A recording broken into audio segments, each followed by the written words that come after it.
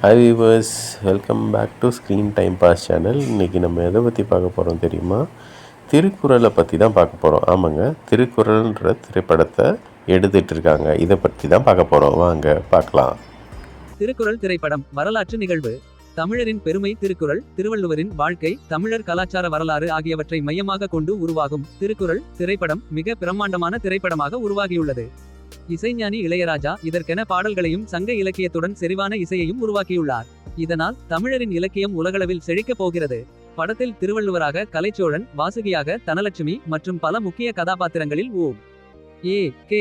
சுந்தர், கொட்டாச்சி உள்ளிட்டோர் நடித்துள்ளனர். இயக்குனர் ஜே. பாலகிருஷ்ணன் மற்றும் தொழில்நுட்ப குழு மிகுந்த பொருட்செலவில் வேலை செய்துள்ளனர். காதல், அறம், வீரத்தை இணைக்கும் இத்திரைப்படம் தமிழரின் மெய்மரபை உலகத்திற்கு எடுத்துரைக்கும் ஒரு வரலாற்று நிகழ்வாக இருக்கும்.